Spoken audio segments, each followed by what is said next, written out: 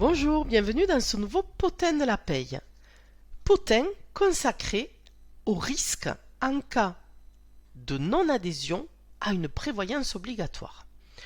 La Cour de cassation nous donne encore l'occasion d'un sujet qui est l'entreprise négligente qui n'adhérerait pas à une prévoyance, qu'est-ce qu'elle risque?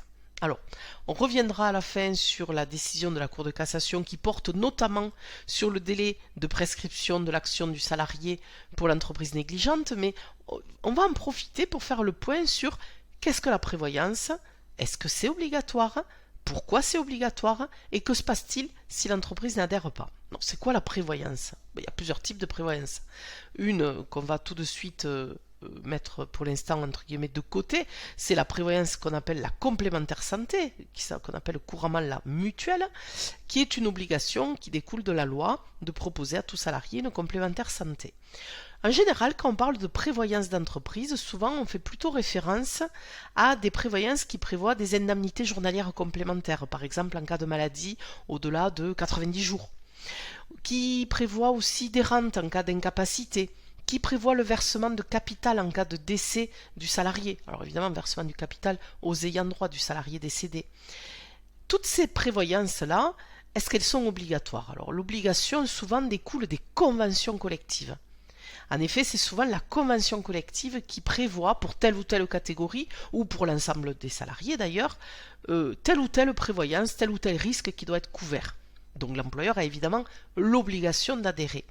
L'obligation peut aussi découler d'autres textes. Par exemple, l'accord national interprofessionnel du 17 novembre 1997 prévoit pour les cadres, vous le savez, une garantie capital décès qui fait l'objet d'une obligation pour l'employeur d'une cotisation qu'on appelle souvent le 1,5 cadre.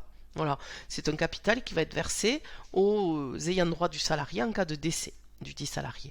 L'employeur peut aussi évidemment mettre en place des garanties collectives en guise au titre de la prévoyance au niveau de l'entreprise, par accord collectif, décision unilatérale, mais c'est pas tant de ça dont on parle nous ici, c'est des obligations.